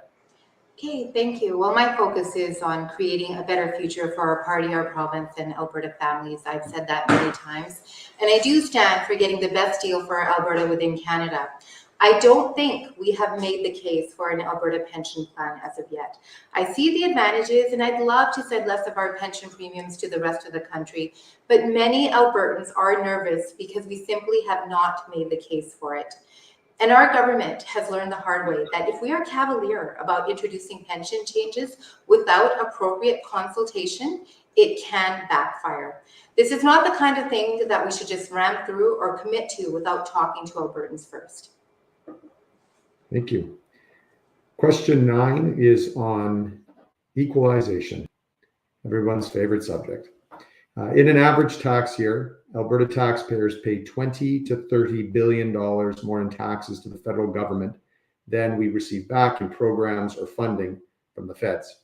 That money is spent largely by prime ministers to effectively buy votes in Eastern Canada. Over the past 60 years, we have paid over $600 billion to Ottawa in net equalization and transfers over and above what we receive back from them. We just held a successful equalization referendum that was supposed to assist with negotiating a better financial deal for Alberta and Confederation. The result so far has been crickets or even laughter from Ottawa. So the question, other than tough talk, as Premier, what will you actually do to address this equalization problem and ensure substantially less money is taken out of Alberta by the federal government each year? Ms. Sani. Thank you, Rob. Thank you. So Alberta has sent billions of dollars, as you have just mentioned, to the rest of the country and has done so for almost my entire life. And that is so unfair. Do you know that the federal government tells unemployed Albertans that they have to play by different rules than people from other provinces to get employment insurance? Do you know that the federal government spends way more on the military in other provinces than it does in Alberta? The federal government gives much better deals on energy projects to other provinces than it gives to Alberta, much better deals. The federal government also includes revenues, as we know, from our provincially owned natural resources, an asset of all Albertans in the equalization calculation. These are not just wrong, they are unjust, and I will work to fix all of these things. But one thing that I won't fix is that Alberta is the richest province in Canada. We have the highest wages and the best jobs and the best industry. I'm proud of what Alberta has given to me and to my family. It is something we should take great pride in. It is something we worked hard to achieve. Thank you. Thank you, Ms. Soni. Ms. Schultz. Yeah, I'm sure everybody on this call tonight recognizes that Quebec is treated differently with hydro than Alberta is treated when it comes to oil and gas. Equalization is absolutely another example of, just what you said, feds picking winners and losers. And with Justin Trudeau, Albertans always seem to be losing. Albertans do want someone who will provide real results when setting up to Ottawa and can build a coalition with like-minded provinces in the lead up to the negotiations. Obviously, this is set to open up in 2024. I would suggest that, like I did with the childcare deal, my government would stand up to Justin Trudeau by bringing our hard-earned tax dollars back to Alberta, working with other provinces to make sure that we see real and meaningful changes to equalization in that respect, to make sure that we're respecting the best interests of Albertans. And I think this is an area, again, like many others, this is an area where we can do better if we're not going at it alone and teaming up with other like-minded provinces that see the same struggles in the equalization formula. Thank you, Ms. Schultz. Mr. Jean. The idea of getting a better deal on equalization started in 2016 with Wild Rose under my leadership. We set up an equalization study and proved that equalization was unfair, and even Albertans agreed with us. So within a year of that, almost all Albertans agreed that equalization was unfair to Albertans, even a majority of NDP voters, and it was no small task. So we've received that 62% mandate. No Alberta government has ever had a bigger mandate to act. And the legislature actually immediately passed the necessary constitutional resolution that would trigger constitutional negotiations. But then we've never done anything after that. Nothing. Never informed the other premiers or the prime minister. And our premier ended up making the equalization referendum, in my opinion, a fraud by not acting on the mandate. Now, 10 years in Ottawa as an MP, 3 years as an MLA, but 10 years before that, I spent as a litigator. And I'm just going to say, if I can quote, Rob, and you wanted this quote from paragraph 69 of the Quebec succession reference, the Supreme Court wrote, "The Constitutional Act 1982 gives expression to this principle by conferring a right to initiate constitutional change on each participant in Confederation. In our view, the existence of this right imposes a corresponding duty on the participants in Confederation to engage in constitutional discussions in order to acknowledge and address democratic expressions of a desire for change in other provinces," blah, blah, blah. Goes on. We have the right to do it. We need to open up the Constitution. We need to renegotiate all of these things that Alberta and Albertans have grievances on, and we need to do it now. We need to send that notice immediately, and I would send that notice immediately upon being premier. All right. Thanks, Mr. Jean. Appreciate that explanation. Ms. Smith, equalization. Equalization is only one way in which Alberta is treated unfairly. I interviewed Bill Buick with Fairness Alberta, and he says every time we sign on to a federal program, we end up paying $1.15 to get $1 worth of benefit. And so the federal government's answer to our equalization referendum was worse than doing nothing. They gave us Stephen Guilbeault, who was probably the most hostile environment minister to our economic development that I've ever seen. But in addition to that, they started driving right in our lane with daycare and dental care and pharmaceutical care and long-term care. So every single time they propose a national program, what we should be thinking is that is just one more way for them to extract more dollars out of Alberta than they need so that they can distribute it in the rest of the country. We ought to mandate from the people to end equalization. There's a very simple way to do it. We do a position paper in 2024.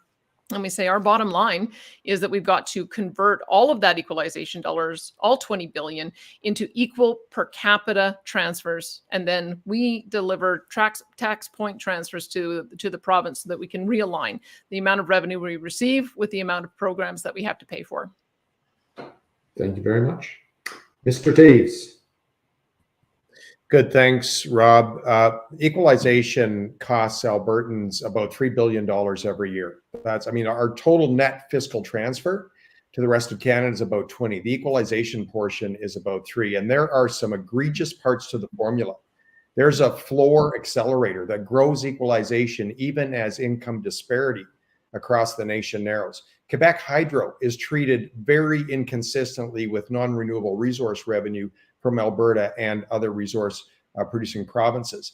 And there's no factor or consideration in terms of cost of living when we look at basically establishing a baseline level of services for have-not provinces. There are some changes that have to be made. We cannot wait. I would like to move immediately on those changes. I believe that there is legal precedent to demand a negotiation immediately. We also have a date in 2024 that we cannot squander in terms of making mileage on correcting some of the egregious nature of equalization. And look, we can never again squander a friendly government in Ottawa and not see these changes made. I believe during the Harper years, we had an opportunity to make corrections on equalization. We squandered that opportunity. We can never do that again. Yeah, I couldn't agree more with that last point. Quite frankly, hopefully the next time we won't miss a great opportunity to fix that. Miss Ahir, go ahead. Thanks, Rob. I would question what friendly government have we had on equalization? Did we miss the boat on that, or was it in the best interest of the government of the time federally to leave us out of that? That's the question. Where's the action been, Rob? We've been in government for 3 years. So where is it? It's wonderful to talk about it at this time, but if we have the legal precedent to do it and we have the information to do it, why hasn't it happened so far? Why hasn't there been moves to change everything that we've been talking about? I would highly recommend going back to the drawing board. All Canadians will benefit, and if we can get 70% of the premiers on side, and I can't remember, I think it was Brian who was saying at the beginning that none of that action happened. Where is the work to get everybody in line on the same page to make sure that all Canadians benefit from the absolute necessity to revisit the equalization formula? We've lost so many opportunities. And is it really a matter of having a friendly government at the federal level, or is it actually about making sure that the formula works and benefits all of Canadians? That's because honestly, quite frankly, we can look back in our history and we have failed at both levels to make sure that those changes happen. And that's a federal issue as much as it is a provincial issue. Thank you. Thank you. And last, and Todd, you'll start the last question, but Mr. Lowen, go ahead, equalization. Okay, yes, thank you very much, Rob. Obviously, we need a new deal when it comes to equalization. And like I mentioned before, we wouldn't have joined Canada if we had the same deal laid before us on the table right now. We wouldn't have done it because it's been unfair, and it's been unfair for a long time. We just had the referendum, and that referendum had 62% support. I think it would have been a lot higher had we had trust in this government. And so the referendum passed, but again, nothing has been done. And we know that this is tough work. This is tough slugging to get this job done, but we need to start on it. We need to start the fight and make it happen. And you know, in tough times, and Alberta had tough times, we never got no break on equalization. We got hammered just as hard as before. So we need to take a position of strength. And some of the things that we've talked about tonight, would put us in a position of strength when it comes to negotiating. But right now, we have no position of strength. We've been cowering to the feds on almost everything, and we need to start on that and get tough. We look at our tax collection, we talked about earlier. That would be a good way to put us in a better position for this negotiation. Thanks. Thank you. All right, last question before we get to closing statements or thoughts. This is a kind of an emerging issue, actually. It's shown up recently here with Justin Trudeau's new internet censorship law that is just been rammed through Parliament. Under this censorship law, it means that Liberal appointees in Ottawa will be able to pick and choose what Albertans and other Canadians can say and what they can express on the internet.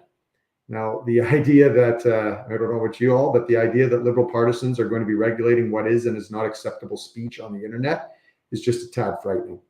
Obviously, Albertans need to be free to express their views for or against Mr. Trudeau and others without fear of censorship or reprisal or freezing their bank accounts, et cetera, et cetera.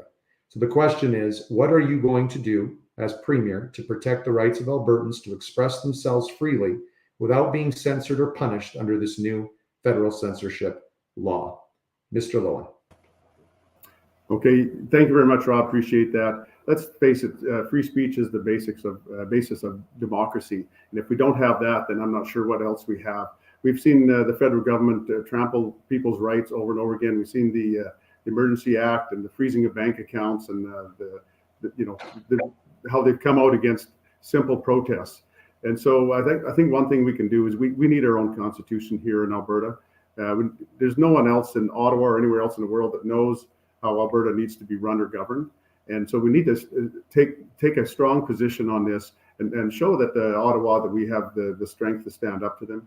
Again, when it comes to the freedom of speech, this is something that if we had talked about this 10 years ago, we would have never believed it could happen. But in just the last year or so, we've seen the freedom of speech trampled over and over again. It needs to be fought back on. And again, when it comes to dealing with Ottawa, we need to be able to show them that we're willing to do something.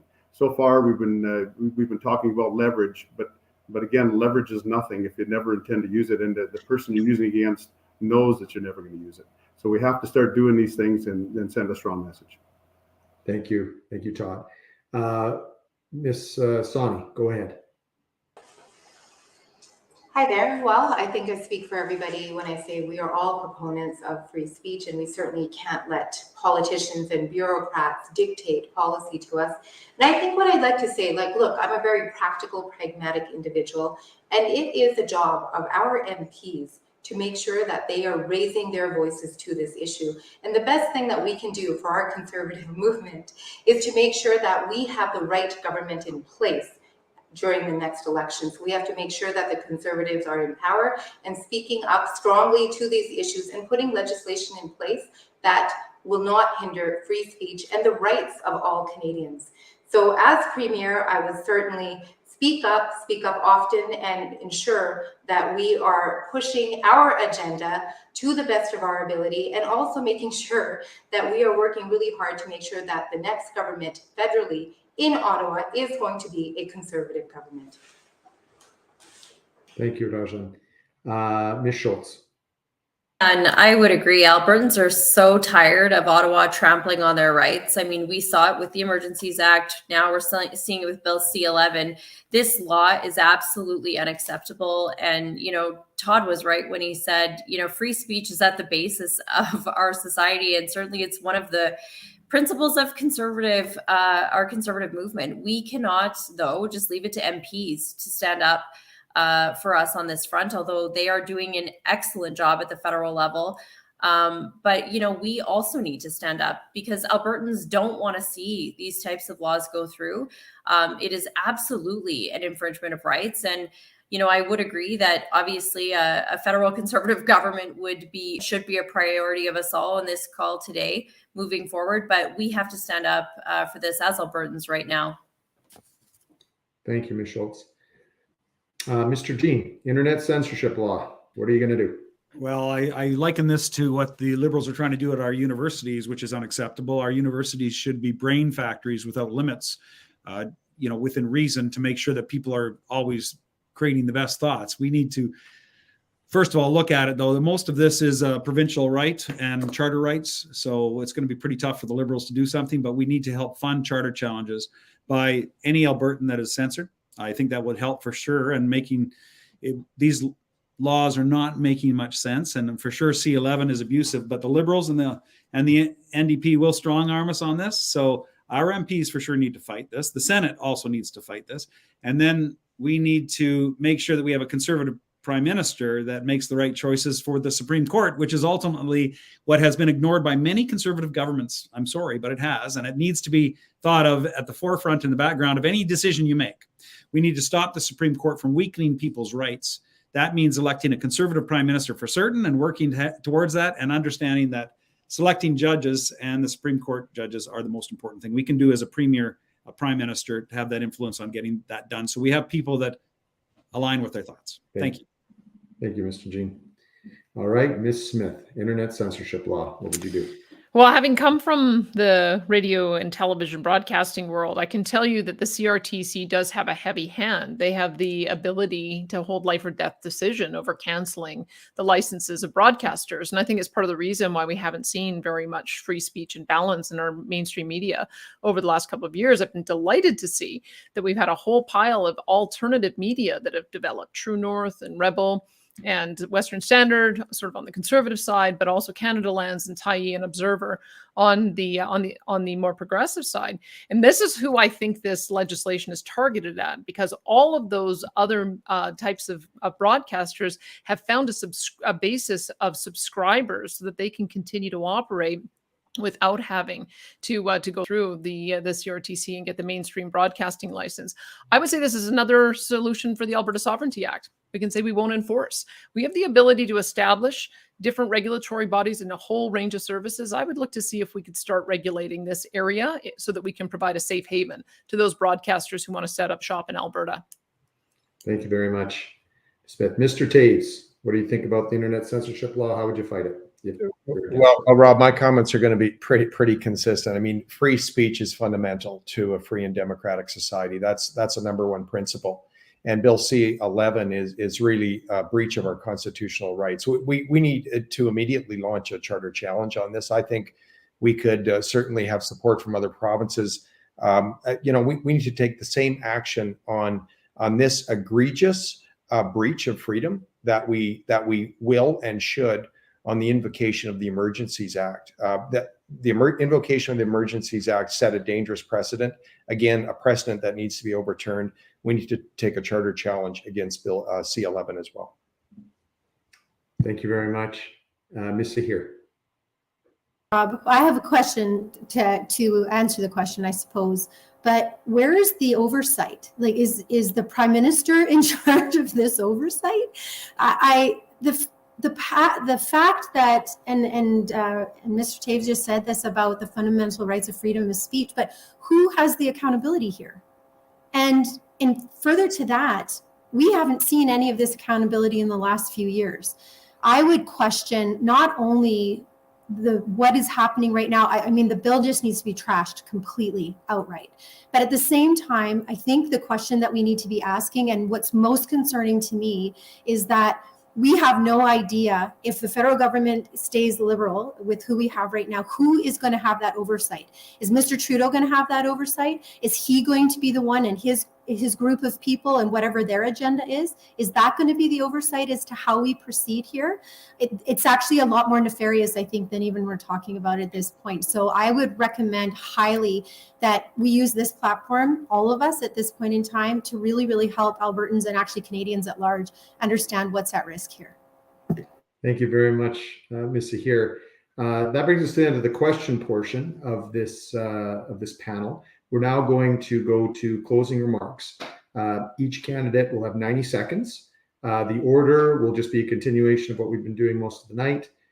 It's Ms. Sahir will start, followed by Mr. Lowen, Ms. Sawney, Ms. Schultz, Mr. Jean, Ms. Smith, and Mr. Taves will wrap it up. I do want to say before we get to that we are broadcasting this panel across multiple different social media forms. I think the one most of you are watching on is YouTube, but it's also being broadcast on Facebook and several others. We have had almost 4,500 people tune in today, 4,500, and to hear the candidates speak on that, which I think is awesome. So I'm glad that you have all come, and I think that one of the reasons it was so well attended is because you all did come, and people feel very passionate about Alberta's place in Confederation and moving forward on this issue. So good on you all for coming and being heard on that issue with your various different views. So we'll go now to final thoughts on this, 90 seconds, and we will start with Ms. Ahir. Go ahead. Thanks, Rob. I am so privileged to be not only sitting here with this wonderful group of candidates who care so deeply about Alberta, but because I also feel very compelled to give back to this province that has given me so much. My dad came in 1963 from India, and ever since when he came here, he was brought in and completely embraced by the Alberta culture, the people that are here, the absolute love of bringing in new people and building this province. Our province is built with a tapestry of new Canadians to our First Nations. And it's just this magnificent, magnificent collaboration of many, many different people that make this province so wonderful. When my dad came, a couple basically picked him and a couple of other young East Indian men and brought them into the Alberta culture, helped them get their first winter boots and their medical cards, and to learn about Canadian culture and Alberta culture. That desire to give back has been instilled in me since I was a little girl. And what I see in Alberta, what I'm fueled by every single day, is this compassion and this empathy and this great appetite for growth and to really, really show the world what we're made of. We talked about many, many things tonight, but one of the things that is very profound for me is what Alberta, not only our own prosperity and what we can do here, but our contributions globally. And we have so many opportunities, and I'm so optimistic going into this next little while here about what we can accomplish. Because truthfully, if you think about what we can actually do, and if we're talking about energy is not just about oil and gas. It is about the Albertans themselves. We are, in this province, our own best resource. Our children and the future of this province will be the heartbeat of Canada. And I thank you so much for your time tonight and for the opportunity to speak. Thanks, Ms. Ahir. All right. We do have a little bit of extra time, so I'm going to extend, given that was 2 minutes, I'm going to extend the 2 minutes to everybody. And we'll go to, but please keep it to 2 minutes. When I put my hand up, that means you have 10 seconds. Go ahead, Mr. Lowen. Oh, sorry. We'll come. Are you good? You got there? There, should be There good you there. go. Go ahead. Okay, thank you. Thanks, Rob, and thank you to the Free Alberta Strategy for hosting this event, and thank you to the other candidates for being on too. I think we've had some great discussion tonight. But I feel a tremendous sense of urgency over the issue of provincial powers. With Canada's economy on shaky ground and with the failed policies of the federal government beginning to take their toll, I can foresee a future where Ottawa decides to turn its gaze once again towards Alberta as the goose that lays the golden eggs. Already, the East has started to attack the industries of the West, whether it's agriculture, ranching, or oil and gas, as they muse about our windfall taxes. It is unfortunate that we have not adopted stronger defensive stance to protect our powers and our provincial authority.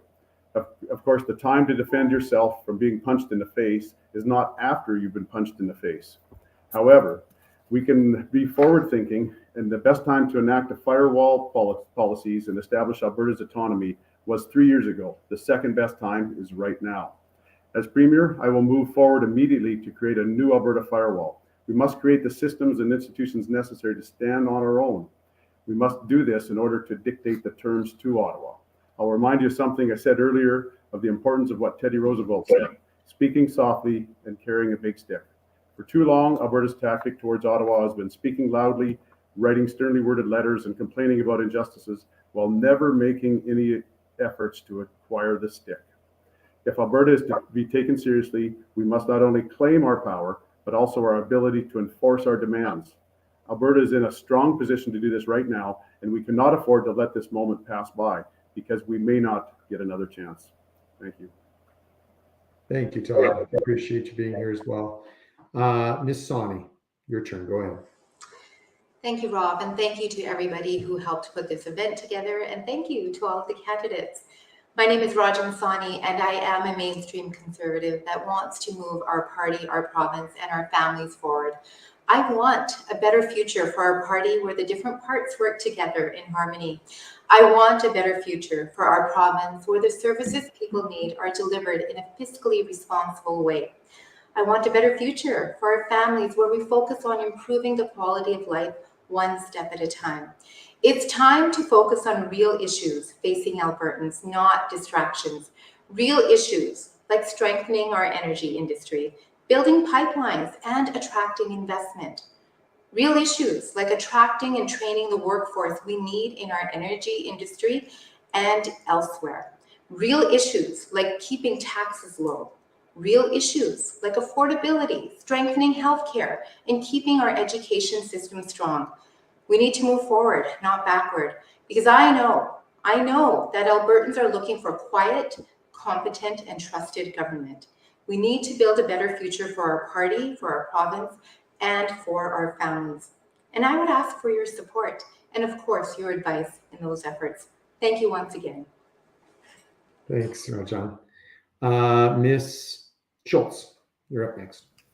Well, thank you so much, Rob, and thank you for everybody who tuned in tonight. I absolutely believe that we need to defend the constitutional rights of Albertans, and I doubt that anyone in this province disagrees with that. But there are a lot of issues that everyday Albertans are facing right now. Inflation is up, cost of living is up, healthcare is falling short. We need a leader who can take up these challenges without starting fights we can't win or ignore the rule of law or creating chaos that would drive investment, jobs, and ultimately people away from Alberta. And that would lead us to an NDP government in 2023.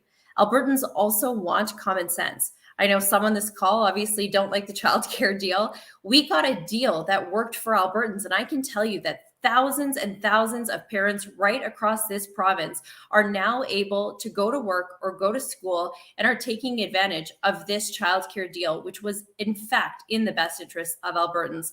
When it comes to defending Alberta's rights against Justin Trudeau, the best thing we can do is choose a leader who can take on Rachel Notley in 2023.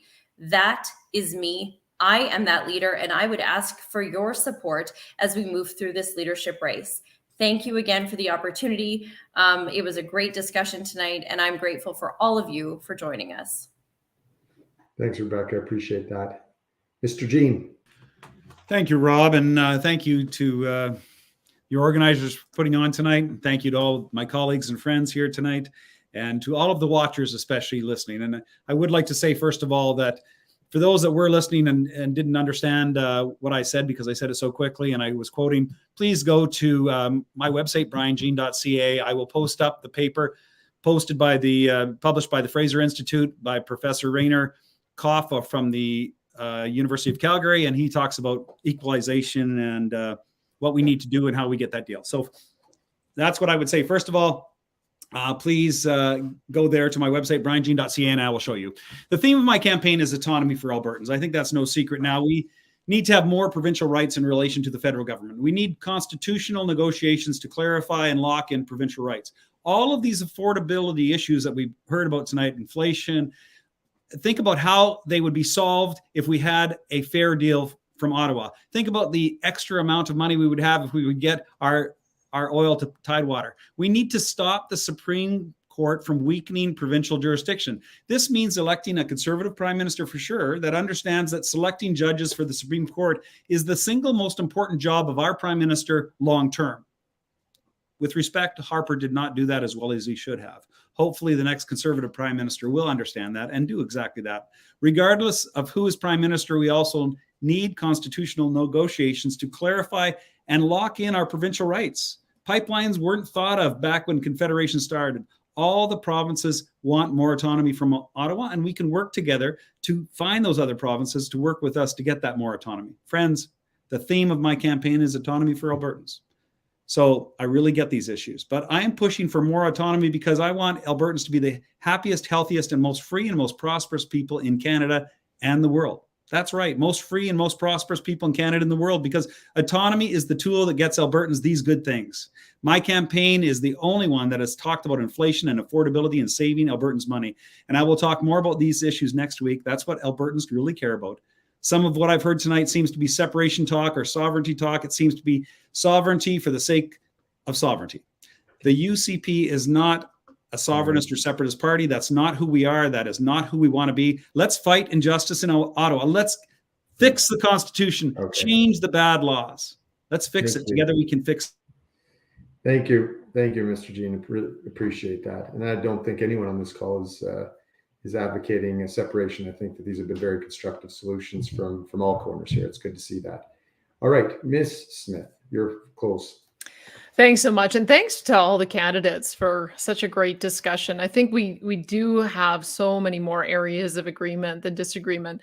One thing I'd say is one of the last interviews I gave when I was on the air was with a scholar by the name of Germain Belzile from the Montreal Economic Institute. And I just asked him a question. Why does Quebec hate us so much? Why do they hate our energy so much? And what he told me was Quebec doesn't hate you. They just don't think about you at all. They're too busy thinking about themselves. And maybe it's time for you to think about yourself for a change. And I took that to heart, especially as I looked at the unity problems that we've had in our party over the last couple of years. I think there's a couple of ways you can approach unity. You can say, just get in line and follow me and we'll be unified. Or you can identify the issues that cause the disunity and you can try to address them. And I may have sounded like a broken record tonight, but I think what's coming is a constitutional reckoning. Like we can't continue operating under the rules of confederation that we have. There were lots of comments about resorting to the Supreme Court. Supreme Court has Quebec able to appoint 3 Supreme Court justices. We don't even get the right to appoint even one. We're on a track to be the second largest economy and on track by 2050 to have the second most populous province. And we're operating under rules that give Quebec 24 Senate seats and us 6, and give the House of Commons a guaranteed number of seats to Quebec and not us. So we have to push this forward. And I believe that when we were talking tonight, the party that is breaking the law, not following the rules, is Ottawa. And the party that's creating chaos and confusion and not allowing us to invest is Ottawa. And Alberta Sovereignty Act actually says we're going to clarify these roles. It's our job to make sure that we're taking care of business and taking care of our people. As you probably know, I'm kind of somebody who believes in asking for forgiveness rather than permission. And that's what the Alberta Sovereignty Act does. If you like what I had to say, go buy a membership on my website, daniellesmith.ca, so we can put Alberta first. Thank you very much, Danielle. And last, Mr. Speaker of the night, Mr. Taves, go ahead. All right. Well, thank you, Rob, and thanks for hosting this this forum. It's been really good. I've really enjoyed the discussion. Look, I entered politics just in 2019. Never aspired to political life, but entered politics because I was concerned that our children and grandchildren, those of all Albertans, may not have the opportunity, the prosperity, enjoy the freedoms that my wife and family had been afforded. And I know there's a deep relationship with the federal government and Alberta with respect to those values of prosperity, opportunity, and freedom. I would assert this, that we need to win. We need to stand up for Alberta's interests. That is not negotiable, but how we do it matters. I believe that we need to be assertive but strategic. If we're strategic, we win. You know, political rhetoric, loud bellicose language, over-promising and under-delivering has not got us very much.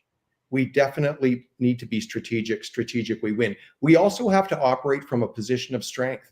Look, in the last 3 years, we've turned this economy around. This economy, which was just lagging in 2019, is now going to lead the nation this year and next year in economic growth.